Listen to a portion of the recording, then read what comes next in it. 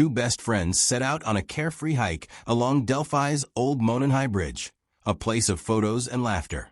By the next day, they were gone, their lives stolen. What followed was years of fear, mystery, and a community's relentless search for justice. In February 2017, the small town of Delphi, Indiana, found itself at the center of one of the most haunting crimes in recent American history. Delphi was a quiet community in Carroll County, with fewer than 3,000 residents. People there lived at a slower pace, neighbors knew each other, and violent crime was rare. Against this backdrop of small-town calm, the case of two young girls, Abigail Abby Williams and Liberty Libby German, would shock the community, dominate headlines, and leave investigators searching for answers for years. Abby Williams was 13 years old. She was bright, cheerful, and loved art and photography. She enjoyed playing the saxophone in her school band and was known for her kind and caring nature. Her best friend, Liberty German, was 14. Libby was outgoing, athletic, and enjoyed sports such as volleyball and softball. She was also quick-thinking and courageous, qualities that would later prove vital in capturing a piece of evidence that shaped the investigation.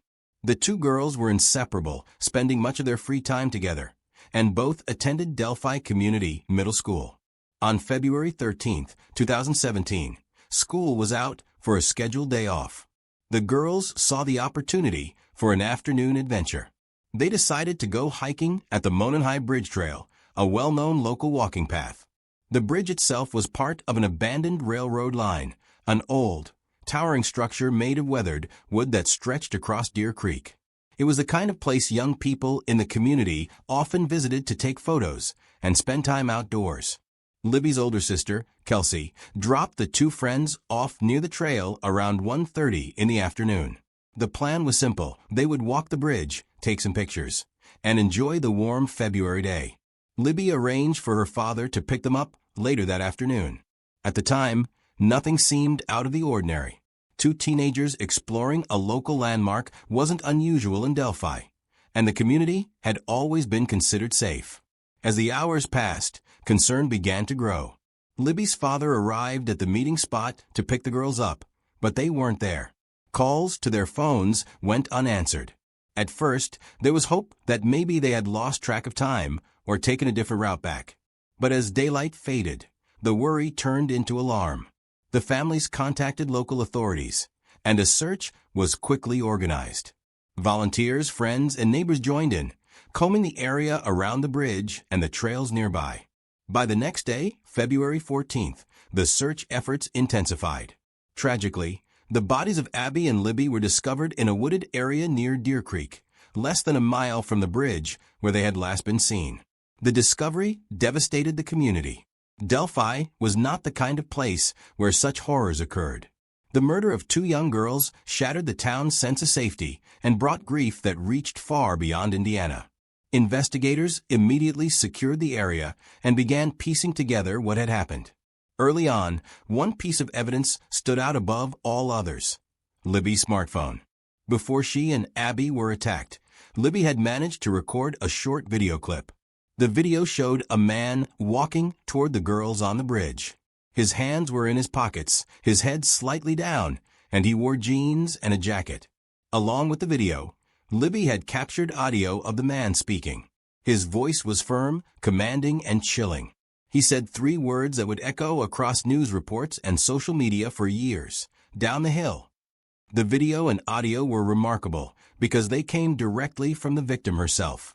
In the face of danger, Libby had the presence of mind to start recording.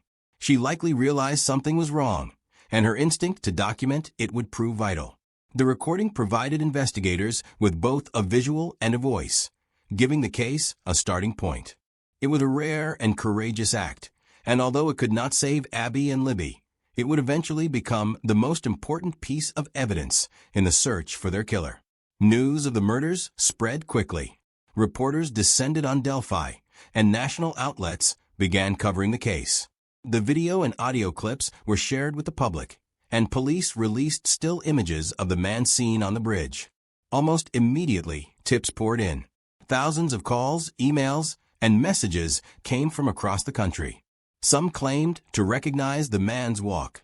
Others thought they knew the voice. Every possible lead was investigated.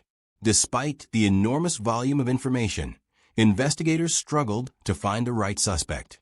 In the early months of the investigation, composite sketches of the suspect were released.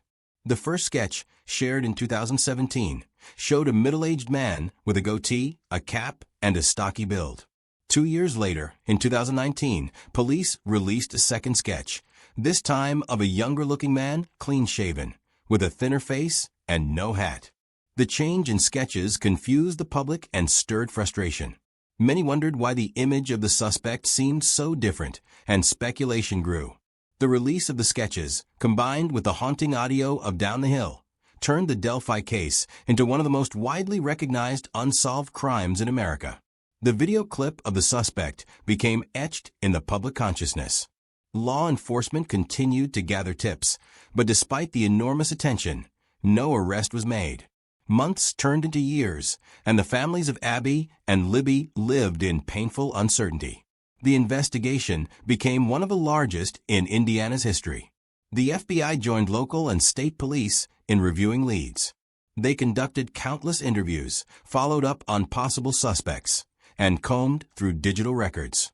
But the breakthrough they needed remained elusive. The frustration for both investigators and the community grew heavier with each passing year. The haunting fact remained. The suspect was on video. His voice was on audio. Yet his identity remained unknown. For the families, the wait was agonizing. Becky Patty, Libby's grandmother and guardian, often spoke publicly about the loss. She remembered Libby as brave, smart, and full of life.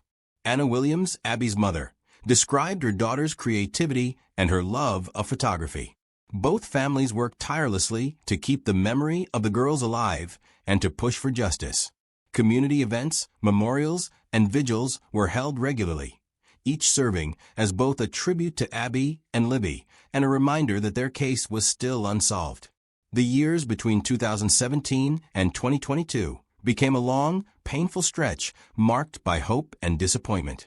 Investigators chased false leads, followed rumors, and tested theories, but none led to the arrest of a suspect. For outsiders, the case became an enduring mystery. For those in Delphi, it was a wound that would not heal. As the years went by, the Delphi murders remained unsolved, and the frustration grew with each passing season. In the small town of Delphi, people went about their daily lives, but underneath the normal rhythm was a constant unease. Parents grew more cautious, children were watched more closely, and the old Mononhigh Bridge, once a place for photos and exploration, became a symbol of loss and fear. Everyone knew that somewhere out there, the man on the bridge, the one seen in the grainy clip and heard in that chilling phrase, was still free. Law enforcement never let the case rest. Detectives with the Indiana State Police, the Carroll County Sheriff's Office, and the FBI continued to investigate. Thousands of tips were logged and processed. Investigators interviewed countless individuals, not just in Delphi, but across the state and even out of state. They looked at known offenders, compared voices, and examined movements of people in the area at the time.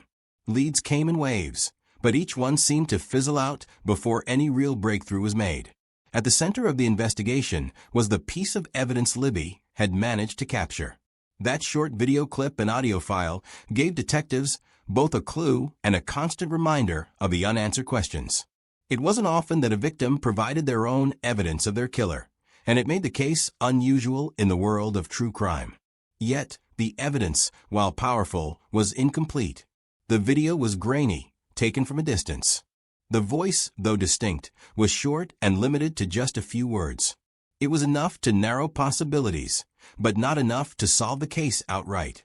The release of 2 different sketches only deepened the mystery. The first sketch, released in 2017, pointed to a man with more age, a fuller face, and facial hair. 2 years later, investigators released a second sketch that suggested someone much younger, perhaps in his 20s.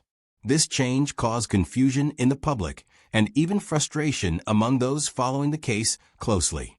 Families of the victims urged the public not to lose faith in law enforcement, But many wondered if critical time had been lost in chasing the wrong profile. Meanwhile, the families of Abby and Libby never stopped working to keep the girls' memories alive. Community events such as fundraisers, vigils, and awareness walks were held regularly. The families believed that as long as the case stayed in the public eye, pressure would remain on the investigators to keep pushing forward. National programs occasionally revisited the story, and the haunting clip of the man on the bridge continued to be replayed.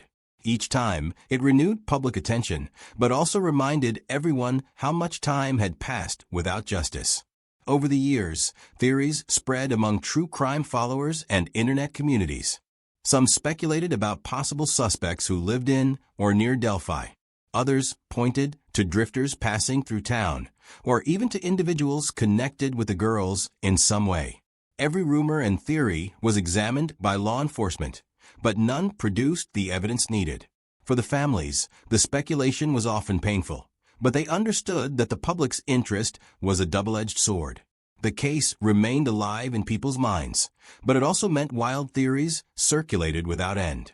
By 2022, more than 5 years had passed since the murders.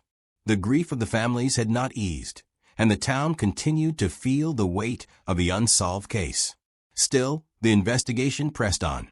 That October, a new development finally shifted the course of the case. A witness came forward with information that seemed to tie directly back to the day of the murders. This person reported seeing a man near the Mononhai Bridge on February 13, 2017, the same day Abby and Libby were there. The description of the man's clothing and appearance closely matched the images from Libby's video. Investigators reviewed this new account carefully. It wasn't just another vague tip. It placed a man who looked like the suspect at the scene on the day of the crime. As they worked through this new piece of evidence, attention turned toward a local resident, Richard Allen. He lived in Delphi, just miles from the crime scene, and had quietly gone about his life for years while the case remained unsolved. Richard Allen was 50 years old at the time of his arrest. He worked at a CVS pharmacy in town, where many locals knew him from the counter. To the community, he seemed like an ordinary man, someone who blended in easily. But when investigators dug deeper, connections began to emerge that could not be ignored. One of the most critical discoveries came from a bullet found at the crime scene. The bullet itself had not been fired, but ballistic testing revealed that it had been cycled through a gun owned by Richard Allen. In other words, the weapon had left distinct markings on the bullet that matched Allen's firearm. This was the kind of physical evidence that investigators had been waiting for, a clear, scientific link between the suspect and the scene. Adding to this, Allen admitted during questioning that he had been at the Mononhai Bridge on the same day the girls were there. He explained that he had gone for a walk. At the time of the murders in 2017, this admission had not been made to investigators, or at least had not been recorded. But now, years later, the acknowledgement raised serious red flags. It was too much of a coincidence for him to have been on the bridge that very day and then for a bullet linked to his gun to appear at the crime scene. The more investigators examined Allen's account, the more the inconsistencies stood out. His presence at the scene, his failure to share this earlier, and the physical evidence of the bullet combined into a case that could no longer be ignored. After years of searching, police had a suspect who not only matched the appearance of the man in the video, but who was also tied directly to the murders through forensic evidence. By late October 2022, investigators moved in and Richard Allen was arrested. The news stunned Delphi. For years, residents had wondered if the suspect was an outsider, a stranger who had come into town, committed the murders, and disappeared.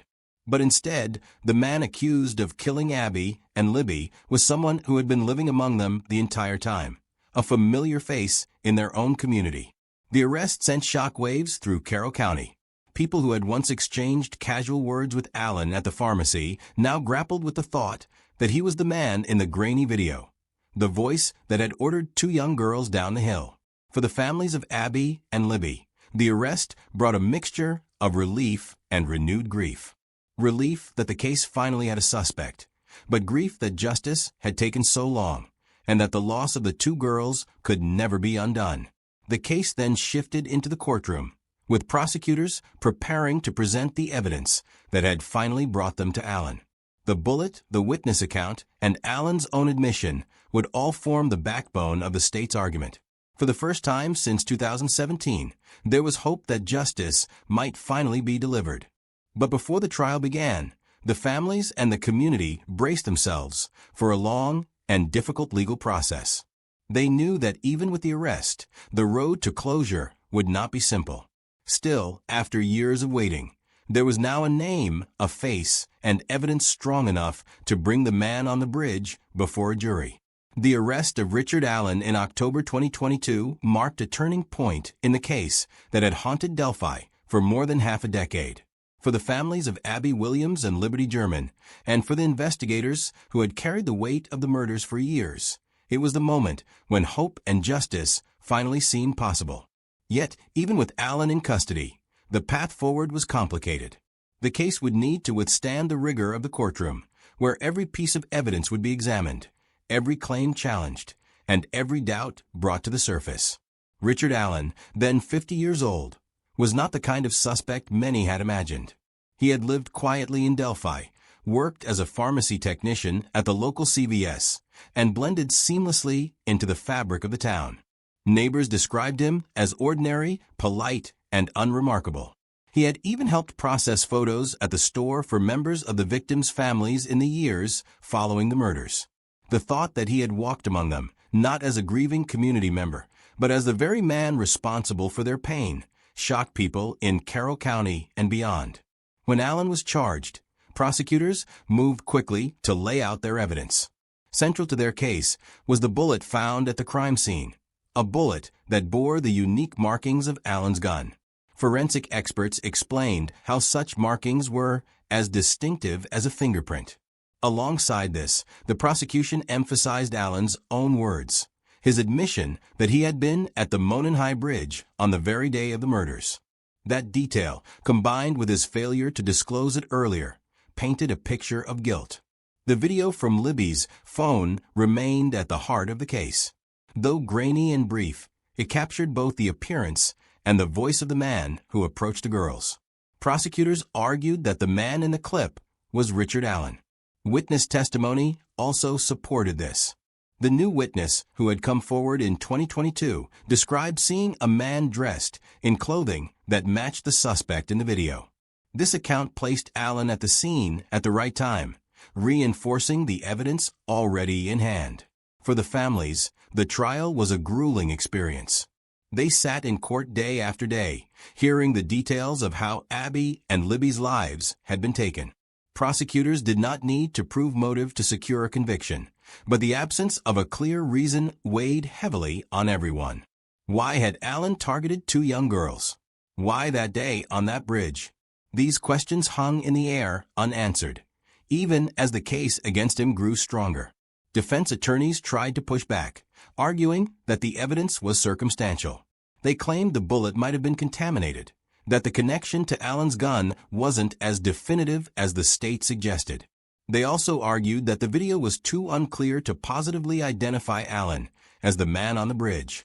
But the prosecution countered with expert testimony, forensic analysis, and the undeniable fact that Allen himself had placed himself at the scene.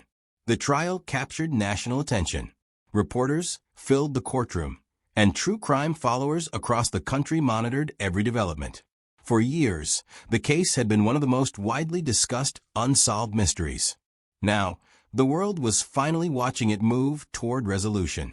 In November 2024, after weeks of testimony and arguments, the jury reached its decision. Richard Allen was found guilty of the murders of Abigail Williams and Liberty German. The verdict was read aloud in the courtroom, and the families wept as they finally heard the words they had waited nearly 8 years to hear. The conviction brought a measure of justice, but it could never erase the pain of losing two young lives so full of promise. When it came time for sentencing, the court weighed the severity of the crimes. The murders had been brutal, and the loss to the families and community immeasurable. The judge handed down a sentence of 130 years in prison. For Richard Allen, this meant he would spend the rest of his life behind bars, with no chance of freedom. For the families of Abby and Libby, it meant the man who had haunted their town for so long would never again walk its streets. The courtroom that day was heavy with emotion. Becky Patty, Libby's grandmother, spoke about the courage of her granddaughter, who had managed to record the suspect, and in doing so, left behind the evidence that ultimately brought him to justice. Anna Williams, Abby's mother, remembered her daughter's creativity and kindness, reflecting on the future she would never have. Both families expressed gratitude to law enforcement for their persistence, but they also acknowledged the long years of waiting and the pain of knowing their daughters were gone. The conviction and sentencing of Richard Allen did not answer every question. His motive remained a mystery. Investigators and prosecutors could not say for certain why he had done what he did. The randomness of the crime left people unsettled. If a man like Allen, a seemingly ordinary member of the community, could commit such an act, what did that say about safety and trust in small towns like Delphi? The lack of clear answers left a shadow over the case, even as justice was served. Still, the trial brought an end to a chapter that had consumed Delphi for years. The man on the bridge, once only a grainy image and a chilling voice, now had a name, a face, and a prison sentence. The families of Abby and Libby could finally say that the killer had been held accountable. The community, though forever changed, could begin to move forward. The story of the Delphi Bridge murders became more than just a crime case. It became a story about persistence, about the courage of a young girl who recorded her killer, and about the resilience of families who refused to let their daughters be forgotten. It was also a story about the challenges of modern investigations, where even with technology, video, and thousands of tips, justice can take years to arrive. In the end, the theme of the case was both tragic and powerful. Libby's bravery gave investigators the tools they needed, even if it took time to piece everything together. Abby's memory, kept alive by her family and community, reminded the world of the human cost behind the headlines. And the persistence of investigators and the determination of the families ensured that the case did not fade into obscurity.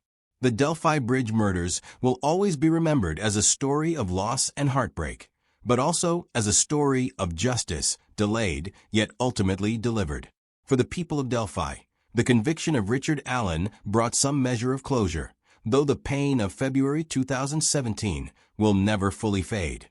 Abby Williams and Liberty German, two best friends whose lives were cut short, left behind a legacy of courage and a reminder that even in the darkest circumstances, truth can prevail.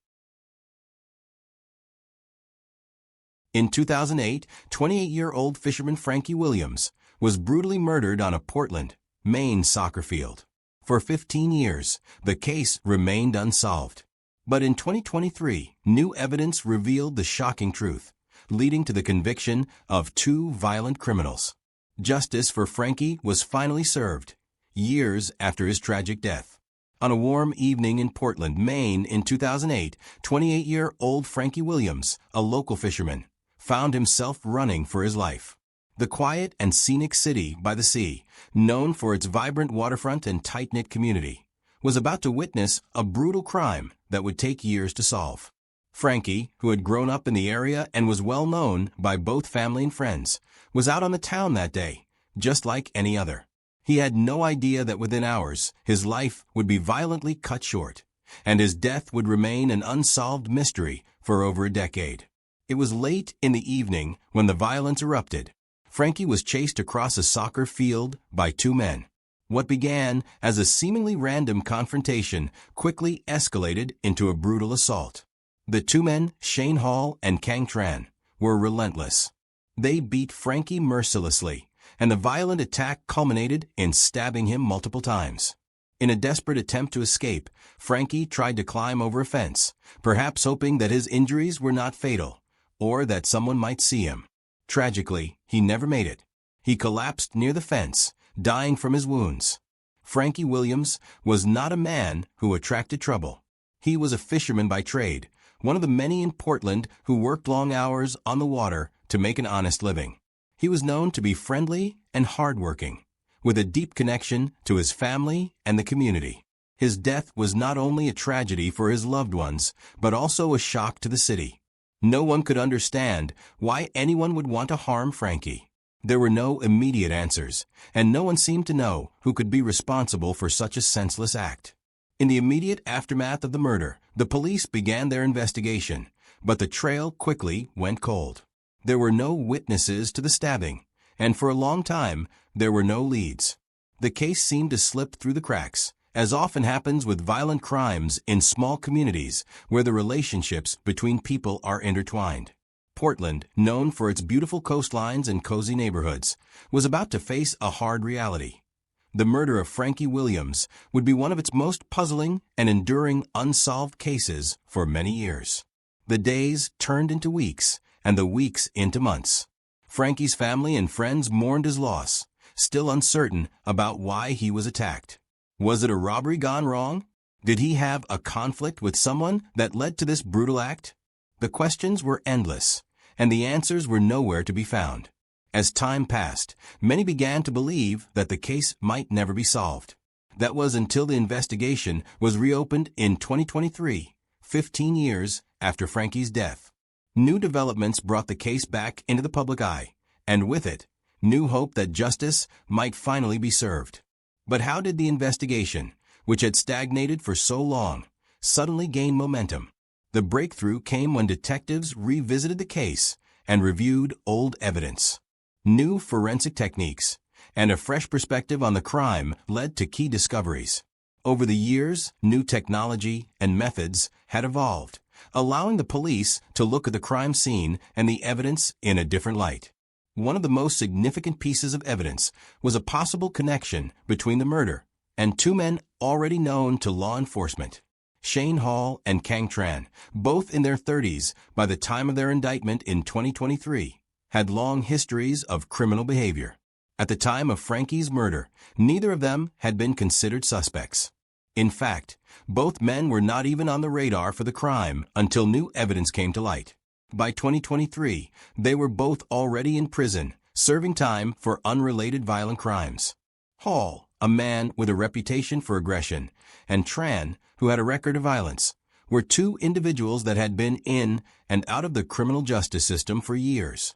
Despite their criminal backgrounds, no one had connected them to Frankie's murder, until now.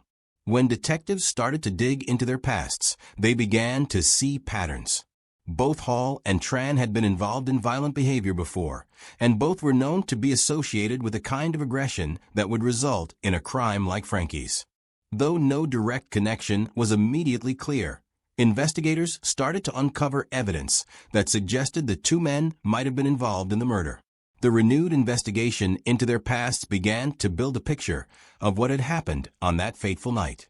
At the time of Frankie's death, Portland's police department had very limited resources, and the case had stalled. Investigators now realized that they needed to look at the crime scene and the behavior of known criminals in a new way. One breakthrough came when they discovered that Hall and Tran had been in the area around the time of the murder.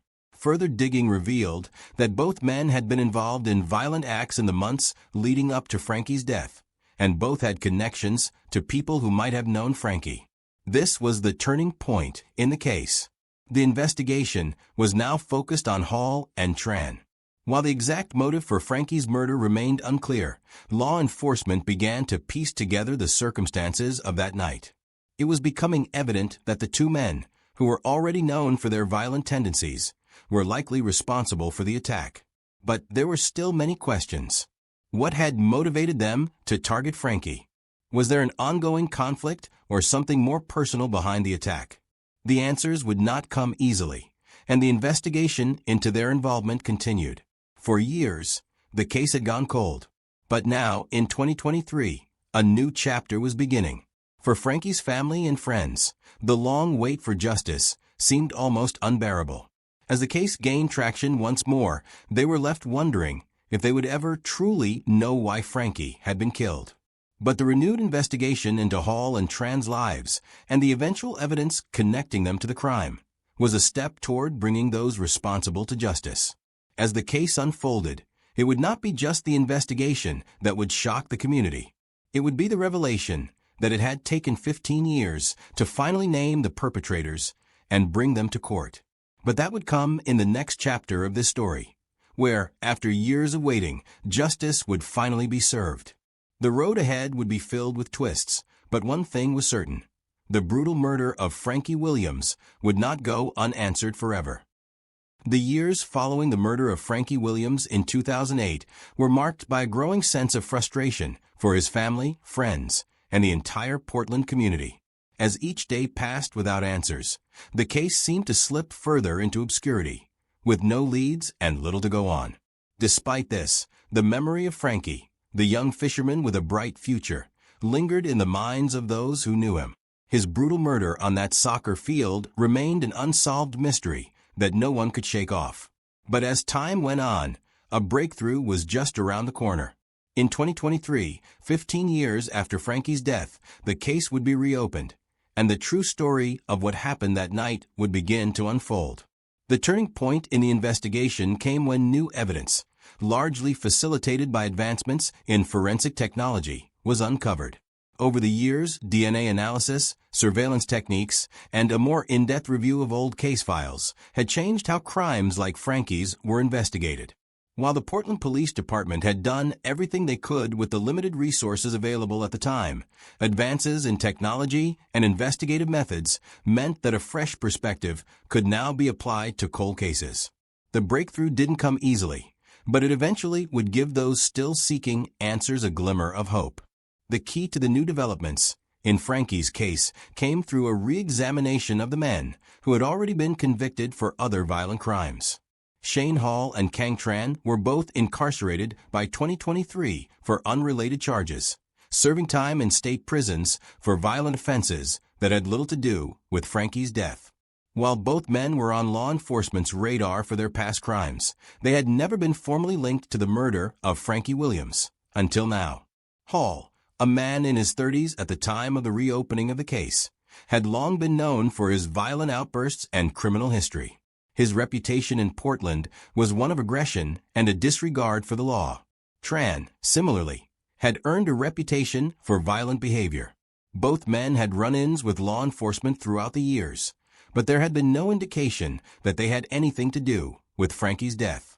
That all changed when investigators decided to look into their backgrounds more closely, hoping to find any connections to the crime that had remained unsolved for so long. The detectives reviewing Frankie's case noticed something alarming. Both Hall and Tran had been in the area on the night of the murder. While this was initially just circumstantial, it set off a series of questions that the investigators could not ignore. What were these two men doing near the soccer field that night? Were they possibly involved in a confrontation with Frankie, or did they have a deeper connection to him than anyone had realized? The lack of immediate answers only fueled the investigation as police dug deeper into their pasts. Hall and Tran had both been associated with local crime circles. Their violent tendencies and history of aggressive behavior made them prime suspects. Over the years, they had been involved in various incidents, including robberies and assaults, but nothing that had directly tied them to Frankie's murder. The challenge for the detectives was finding concrete evidence that would link these two men to the crime scene. At this point, the case's narrative shifted. No longer were Frankie's family members just grieving the loss of their loved one.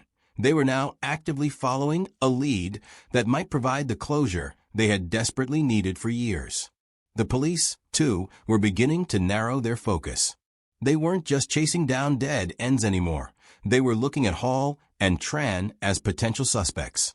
As the investigation into Hall and Tran's possible involvement intensified, the police began to interview individuals who had crossed paths with them in the years leading up to 2008.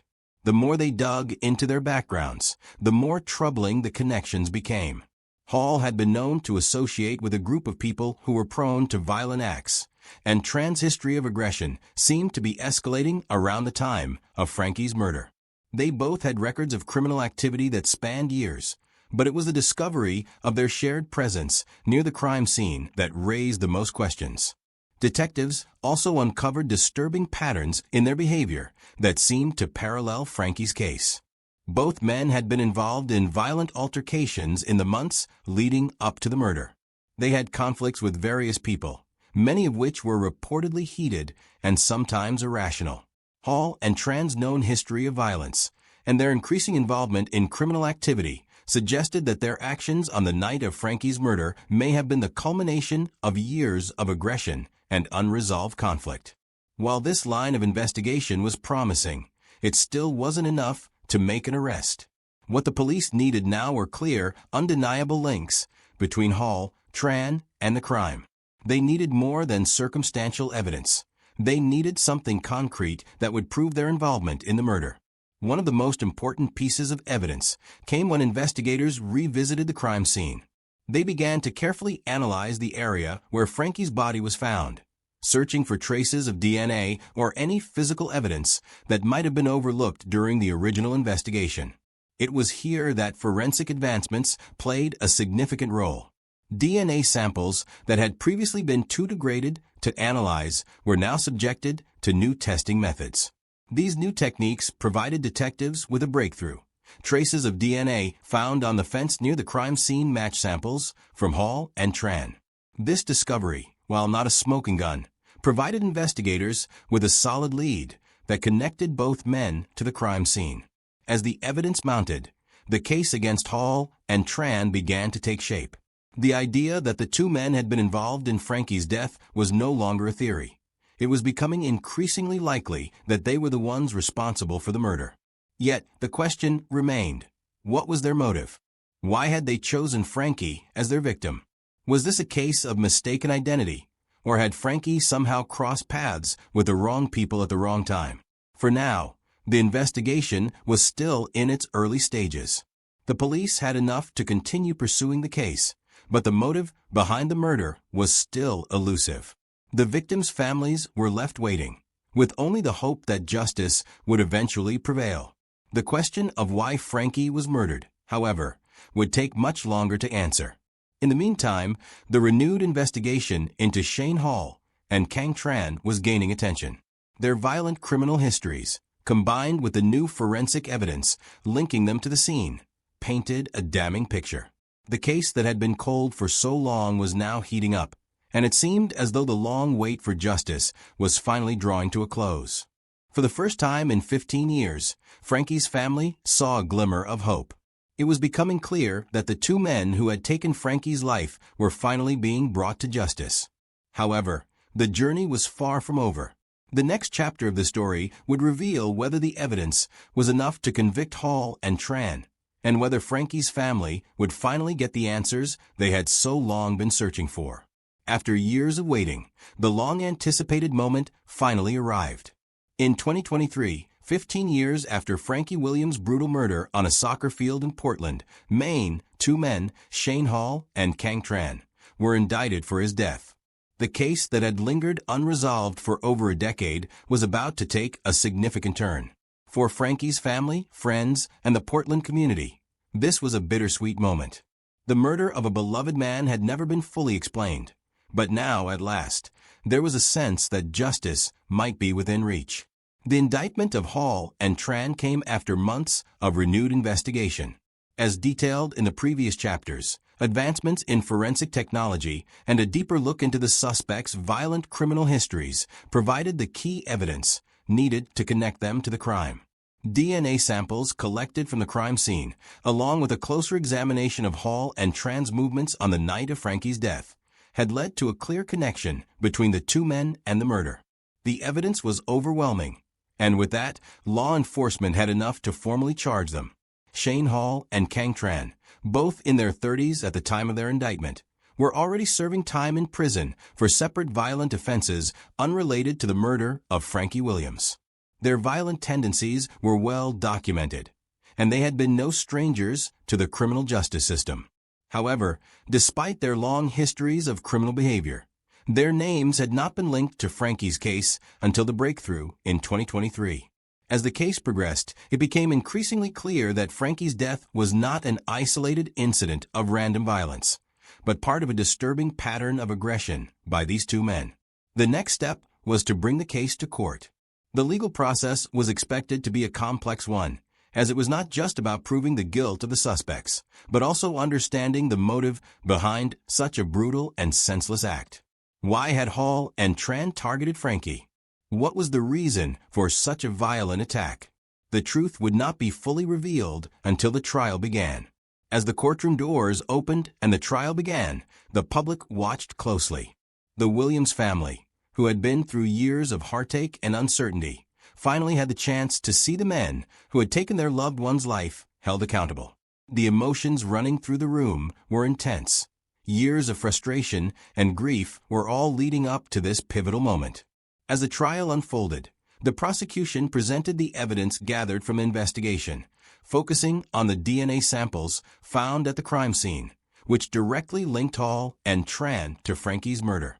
The defense, however, contested the evidence, claiming that it was circumstantial and insufficient to convict their clients.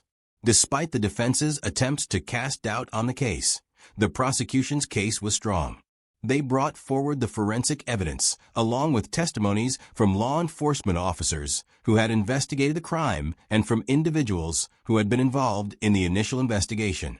There was no denying that Hall and Tran had been in the area that night, and the DNA evidence firmly placed them at the crime scene. The details of the brutal assault were re-examined in court, and the brutality of the attack was laid bare. It was a murder that was violent, senseless, and full of rage, and the evidence against the two men was undeniable. Throughout the trial, the Williams family sat through each day's proceedings with mixed emotions. They had spent years wondering if they would ever see justice for Frankie, and now they were facing the reality of it.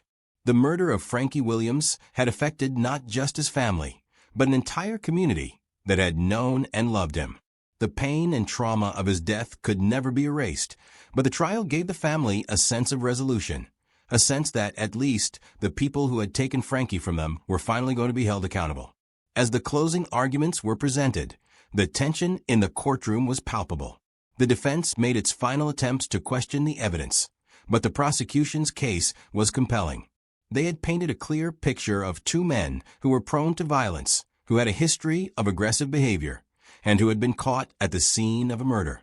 The jury, having carefully reviewed all the evidence, was left with little doubt. The verdict came down quickly, and it was a moment that brought mixed emotions for those in the courtroom.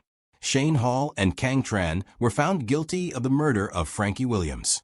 The weight of the years of uncertainty, grief, and loss seemed to lift slightly as the verdict was read aloud. For the Williams family, the conviction of the two men was a long-awaited victory. After 15 years of unanswered questions, they had finally received justice. The sentencing phase followed soon after the verdict. The courtroom once again filled with emotion as the judge prepared to impose the sentences for the two men. Hall and Tran had both been convicted of first-degree murder, and the law in Maine dictated that they would face lengthy prison sentences. The judge, after hearing from both the defense and the prosecution, handed down sentences of life imprisonment for each of the two men. There would be no possibility of parole for either of them, a fitting conclusion for the brutal crime they had committed. As the sentences were announced, there was a sense of finality that settled over the courtroom. For Frankie's family, the pain of his loss could never be fully healed, but they had finally received some sense of closure. The men who had taken his life would never walk free again, and their actions would not go unpunished. The sense of justice, while not undoing the damage done, gave the family the ability to begin the long road of healing. In the years to come, the memory of Frankie Williams would remain alive in Portland, not just as the victim of a brutal crime, but as a symbol of the strength and resilience of those who loved him. His murder may have remained unsolved for years, but in the end, justice had been served.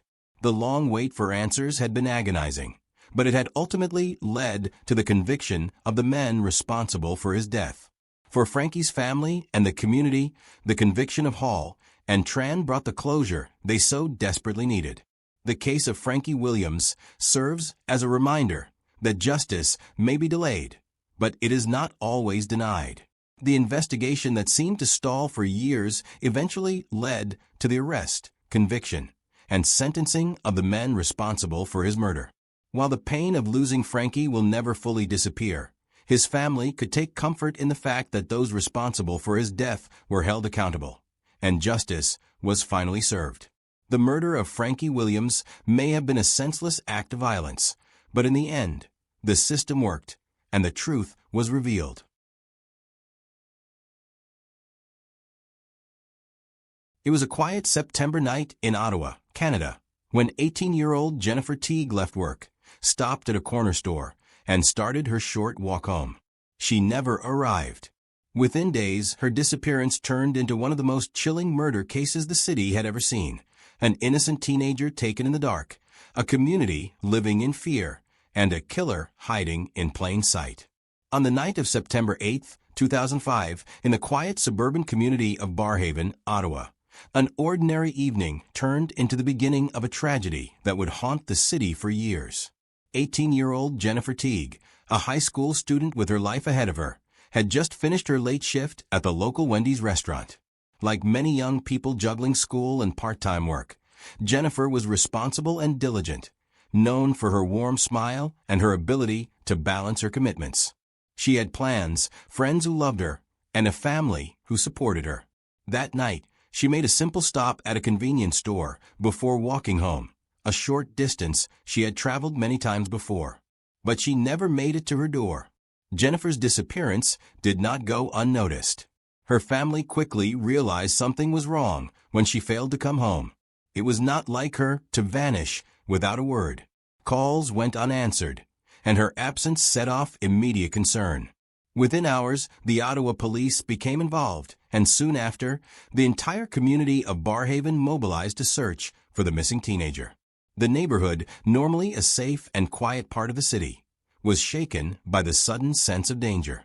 Residents volunteered in large numbers, distributing flyers, combing wooded areas, and hoping desperately that Jennifer would be found safe. As the hours stretched into days, the fear deepened. Jennifer was known to be a reliable and responsible young woman, not the type to run away or leave without telling anyone. Her parents clung to hope, but each passing day made the situation more alarming. Police treated the case as suspicious almost immediately, recognizing that Jennifer's sudden disappearance didn't match the profile of a runaway. Investigators canvassed the convenience store where she had last been seen, retraced her steps, and interviewed everyone who might have crossed paths with her that night. They appealed to the public for information, holding press conferences and releasing her picture to every media outlet in Ottawa. 9 days after Jennifer vanished, the case took a grim and heartbreaking turn. Searchers discovered her body near a public trail in the Greenbelt, a heavily wooded area not far from her neighborhood. What had been a missing person investigation was now officially a homicide. The discovery shook not only her family, but also the wider Ottawa community, who had followed the case closely and prayed for a different outcome. The news spread quickly, and with it came an overwhelming sense of grief and anger. The loss of an 18-year-old girl, whose life had barely begun, left many in disbelief. In the wake of the discovery, investigators worked tirelessly to piece together what had happened.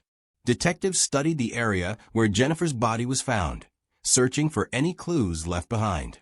Forensic teams examined the site carefully, hoping for evidence that might identify the killer.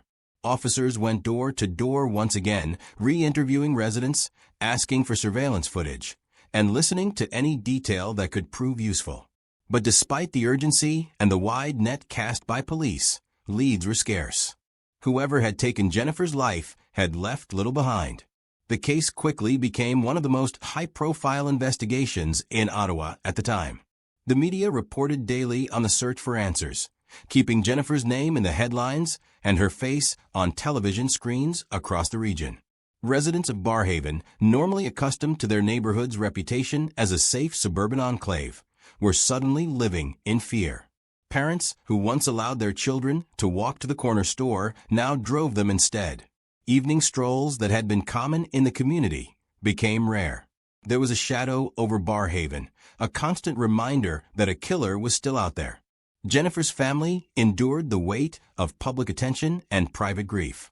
Her friends described her as kind, bright, and full of promise. Teachers spoke of a student with potential and determination.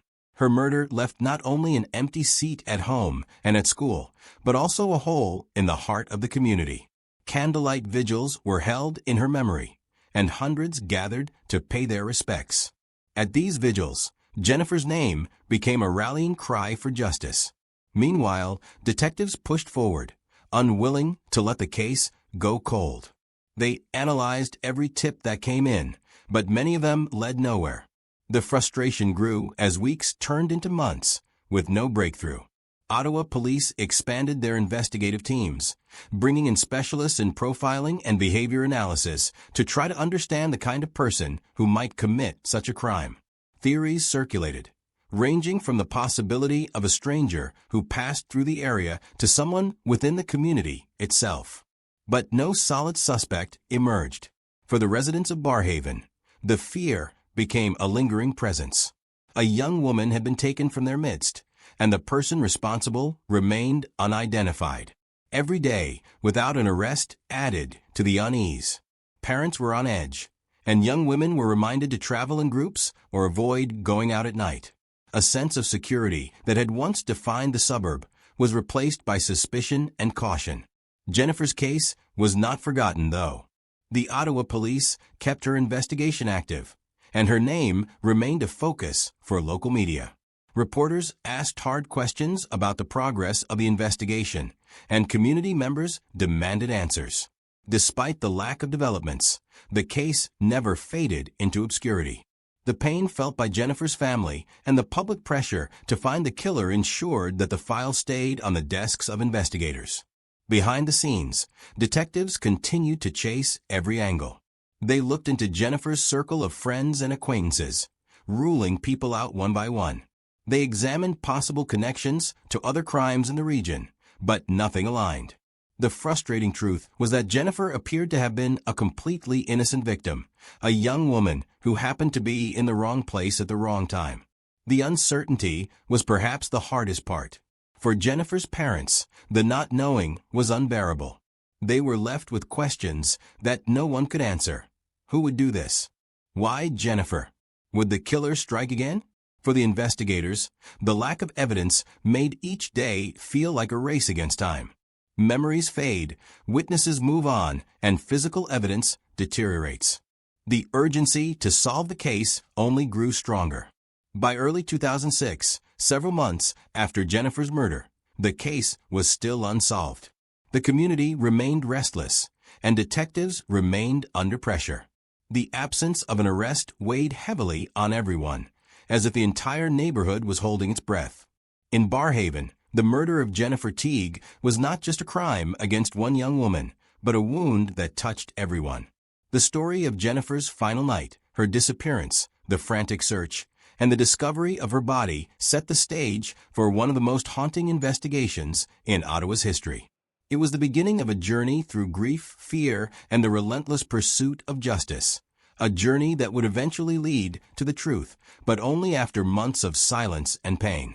As weeks turned into months after the discovery of Jennifer Teague's body, the search for her killer weighed heavily on Ottawa police and the Barrhaven community. The investigation had been intense from the beginning, but the lack of clear evidence left detectives with little to work with. Officers continued combing through information gathered from the first days of the search, going back over every statement, every tip, and every possible lead, hoping to find the piece they had missed. The effort was methodical, but progress remained painfully slow. The community's unease grew with time. For parents, there was constant fear. The idea that someone capable of murdering an innocent teenager could still be walking among them was almost unbearable. Barrhaven was a family neighborhood, a place where children rode bikes, teens walked to friends' houses, and neighbors trusted each other. That sense of security was fractured. People changed their routines, double-checked their locks, and grew wary of anyone they didn't know. It was no longer just Jennifer's family who carried the weight of the tragedy. It was an entire community living under suspicion and fear. The investigation team worked with criminal profilers to understand who might have taken Jennifer's life.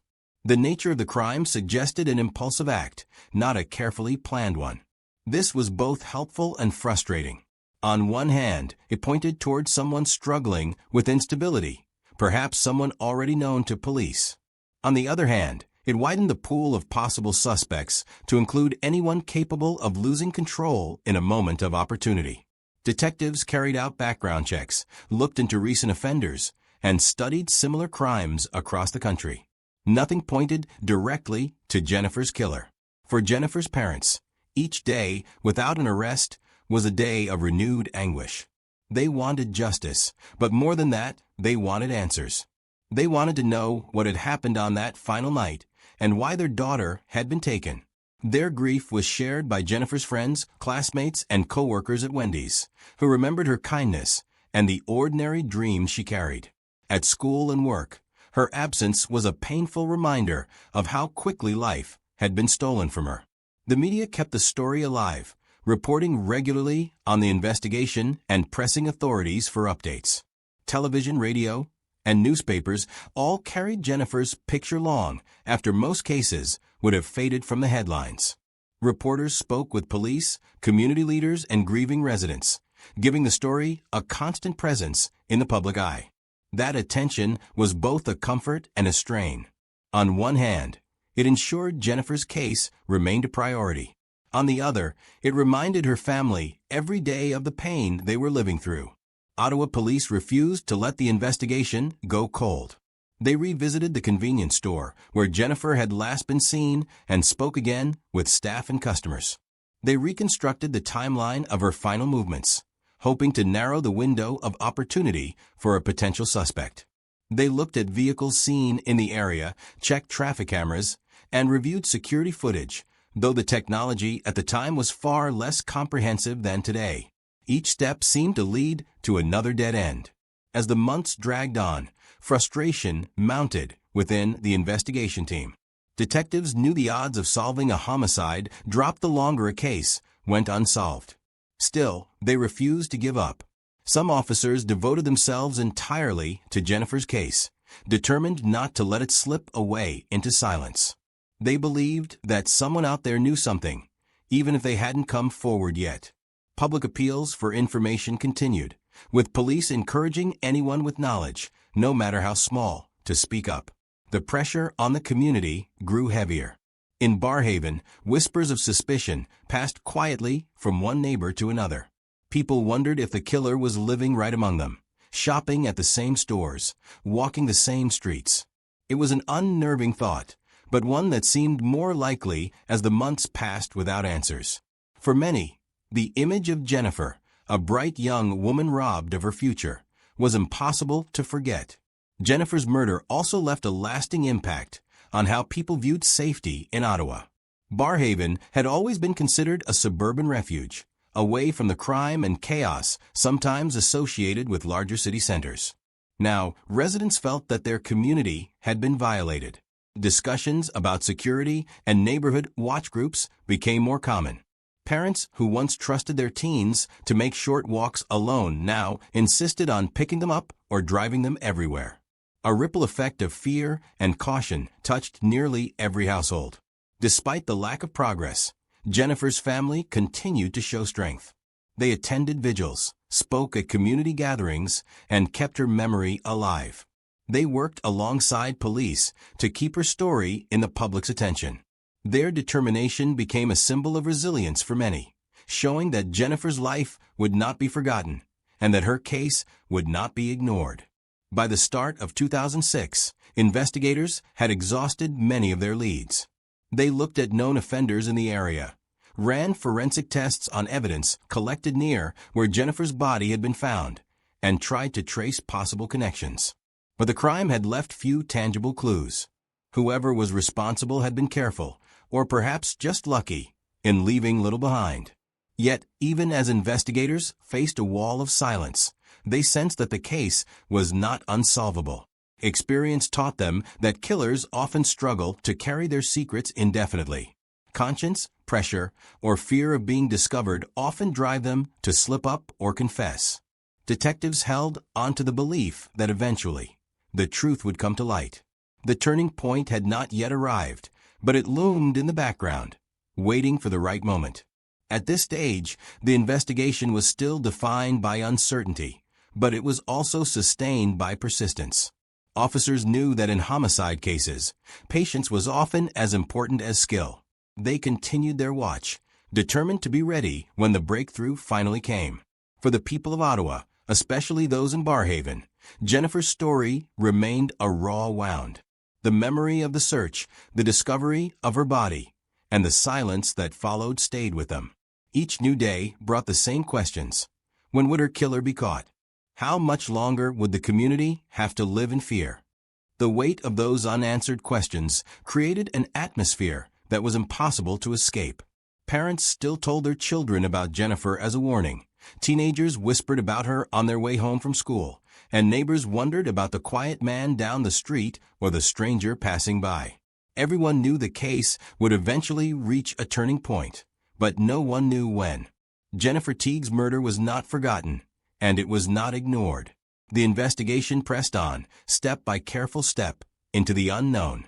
The community remained on edge, held together by grief, fear, and determination. The killer was still out there, and though his name was not yet known, his presence cast a shadow over every street in Barrhaven. By early 2006, the investigation into Jennifer Teague's murder remained unsolved, but detectives refused to let it fade away. They kept the case active, revisiting evidence, re-examining witness statements, and continuing to ask the same questions in the hope that someone, somewhere, would provide an answer.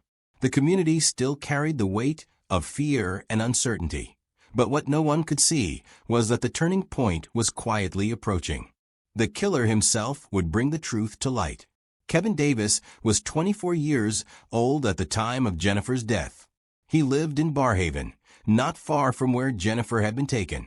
On the surface, Davis did not draw much attention. He was unemployed, spending most of his time at home, and was known more for being withdrawn than for causing trouble. Beneath that quiet exterior, though, Davis struggled with depression and isolation. He often felt disconnected from the world around him, and, in his own words, carried dark impulses he didn't fully understand. On the night of September 8, 2005, Davis had been under the influence of hallucinogenic mushrooms.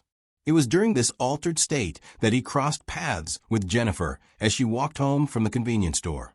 Acting on what he later described as a disturbing impulse, Davis forced her into his car. He drove her back to his home, where he strangled her. Afterward, he placed her body in his vehicle and later abandoned it along a public trail in the Greenbelt. For months, Davis carried the weight of what he had done in silence, watching as the community searched for answers and as the police investigated without knowing his name. But guilt has a way of finding its way to the surface. Davis struggled with the enormity of his actions. He knew the investigation was ongoing, and he knew Jennifer's family and friends were living with unbearable pain. Over time, the burden of carrying the secret became too much for him to manage. In 2006, less than a year after the murder, he made a decision that would finally end the silence. Davis wrote a letter of confession, admitting to the crime and delivering it to police. The case that had confounded investigators and terrified a community suddenly had an answer, not through discovery of evidence, but through the words of the killer himself. The confession was detailed and left little doubt about his guilt. In it, Davis described what had happened, how he had been under the influence of mushrooms, and how an impulse drove him to commit the crime. He admitted to strangling Jennifer and to leaving her body where it was later found. For investigators who had worked tirelessly and faced months of dead ends, the confession was both shocking and relieving. They finally had a name, a face, and an explanation, however horrifying. Davis was arrested and charged with first-degree murder. News of the arrest spread quickly through Ottawa, sending shockwaves through the community. Many had wondered whether the killer was someone passing through the city, an outsider who had struck randomly. To learn that it was a local man who had lived in Barrhaven made the crime even more unsettling. He had walked the same streets, shopped in the same stores, and lived in the same neighborhood as the young woman he murdered. For residents, it was a chilling reminder that danger can sometimes come from the least expected places. As the legal process began, the details of Davis's confession became part of the public record. Prosecutors presented his admission of guilt, the sequence of events he had described, and the facts surrounding the discovery of Jennifer's body. Davis did not attempt to deny what he had done. In 2007, he entered a plea of guilty to first-degree murder.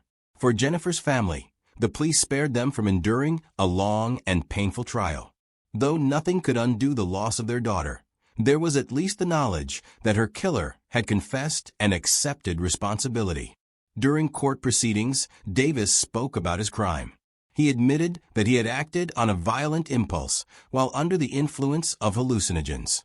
He expressed remorse, though many found his words difficult to reconcile with the brutality of his actions.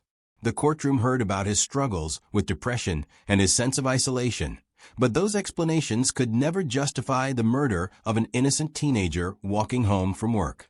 The horror of what Jennifer endured outweighed any context Davis tried to provide. The sentencing was clear and unavoidable. In Canada, a conviction for first-degree murder carries a mandatory life sentence, with no chance of parole for 25 years. Davis was sentenced accordingly. He would spend decades behind bars, with no opportunity for release until at least the year 2031. For Jennifer's family, it was a measure of justice, though justice could never replace what had been stolen from them. The conclusion of the case brought some relief to the community, though it did not erase the pain of what had happened. For months, Barrhaven had lived under the shadow of fear and uncertainty. Now, at least, they knew who had taken Jennifer's life. The arrest, confession, and sentencing closed the legal chapter, but the emotional scars remained. Jennifer's friends and family continued to grieve, and the community carried the memory of a young woman whose life ended far too soon. Jennifer Teague's murder left a mark on Ottawa. It was a story of innocence lost, of a safe community shaken to its core, and of a young life cut short by the violent actions of a troubled man. Her story became a reminder of how fragile life can be, and how quickly it can be taken away. It also showed the persistence of investigators who refused to let the case go cold, and the strength of a family who carried their grief in public and private with remarkable courage. The theme of the case remains chilling in its simplicity, the random nature of violence, and the devastating impact it leaves behind. Jennifer was doing nothing out of the ordinary, nothing risky or reckless. She was simply walking home from work, a routine millions of young people follow every day. Yet in that moment, she crossed paths with someone capable of an unimaginable act, and everything changed. The turning point in the story, the moment when the killer confessed, was both shocking and inevitable. Davis could not live with the secret forever. His own conscience, mixed with the pressure of an unsolved investigation and the visible grief of a community, eventually pushed him to admit the truth. That confession gave Jennifer's family the answers they had waited for and gave Ottawa a name to attach to the fear they had carried. Even after sentencing, Jennifer's story lived on. Community members continued to hold vigils in her honor, keeping her memory alive. Her parents and friends worked to ensure that she would not be remembered only as a victim, but as a vibrant young woman whose life mattered deeply. In Barrhaven, the crime reshaped how people thought about safety, trust, and community responsibility. It reminded them of the need to look out for one another, to value the time they have with loved ones, and to never take ordinary days for granted. For Kevin Davis, life behind bars became the outcome of his actions. For Jennifer's family, life after loss became their reality. And for Ottawa, the case of Jennifer Teague's murder remains one of the city's most haunting crimes, a story that continues to be told not only as a record of tragedy, but as a reminder of resilience, community, and the enduring search for justice.